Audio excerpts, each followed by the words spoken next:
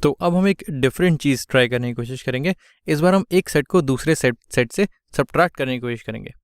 यानी कि मैं ये बोलना चाह रहा हूँ कि हम करेंगे a minus b, a minus b, यानी कि पहले सेट में से दूसरा सेट सब्ट्रैक्ट कर दो।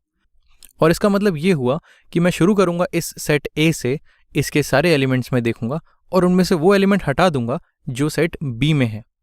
यानी कि अगर मैं इस सेट को बनाने की कोशिश करूँ तो मैं कह रहा हूँ कि जो मेरा नंबर 5 है ये सेट a में है, मैं इसको रखता हूँ, फिर मैं चेक करता हूँ कि ये b में है या नहीं है।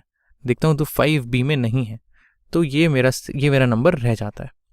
अगर मैं बोलूँ 3 की बात करूँ तो ये 3 मेरा a में है और b में नहीं है, तो 3 भी हो जाएगा। अगर मैं 17 की बात करूँ तो 17 a में है और b में भी है, तो a के बाद 17 था, उसमें से मैंने b वाला 17 हटा दिया, तो ये 17 यहाँ पर नहीं आएगा। वही चीज़ अगर मैं देखूँ तो 19 की बात करूँ तो 19 a में है और वो b में भी है, तो 19 यहाँ से हट जाएगा। और ये है 12, तो यहाँ पर मेरा 12 बच जाएगा और मैं इस सेट को ख़त्म कर दूंगा। ये मेरा सेट हो गया 5, 3 और 12 का। जहाँ तक बात 6 की है तो वो b में है, बट क्योंकि वो a में है ही नहीं तो मुझे उससे कुछ सब्ट्रैक्ट करना ही नहीं है। अगर वो a में होता तो मैं इसको हटाता, बट अगर वो a में है ही नहीं तो मुझे 6 के बारे में सोचने की ज़रूरत ही नहीं है। तो जो मेरा सेट है a माइनस बी, उसमें एलिमेंट्स हैं 5, 3 और 12। इसको लिखने का एक और तरीका होता है, अगर मैं माइनस साइन ना लगाऊं तो मैं बोल सकता हूं कि मैं लिखूंगा a स्लैश, एक स्लैश होता है यहाँ पे ऐसे, a स्लैश बी। ये इसको लिखने का दूसरा तरीका है, ये भी सेम ही चीज़ को बता रहा है।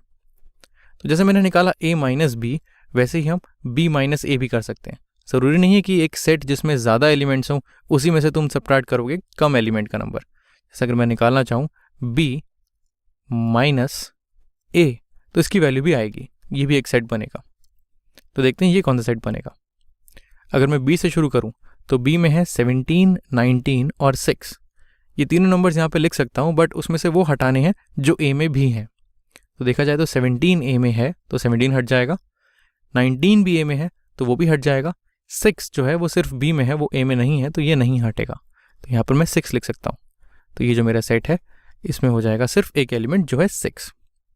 तो इसको समझने की कोशिश करूँ तो जैसे मैंने a माइनस बी लिखा हुआ है, इसका मतलब ये हो जाएगा कि b सब्ट्रैक्टेड फ्रॉम a, यानी कि इसको मैं बोल सकता हूँ, इसको बोलने का एक और तरीका है कि इन a but not in b। वो नंबर a में है बट वो b में नहीं है। और मैथ्स की टर्म्स में हम ये बोलेंगे कि ये जो a माइनस बी जो मैंने किया है, इसको हम बोलते हैं ये है relative complement of b in a। यानी कि relative complement of b in a का मतलब ये है कि वो सारी वैल्यूज हटा दो जो b में है a में से, और फिर बताओ कि आंसर क्या आएगा। तो इसको करने के लिए हमने a माइनस बी भी निकाला और b माइनस ए भी निकाला। क्या हम किसी सेट को उसमें से सब्ट्रैक्ट कर सकते हैं? चलो करके देखते हैं।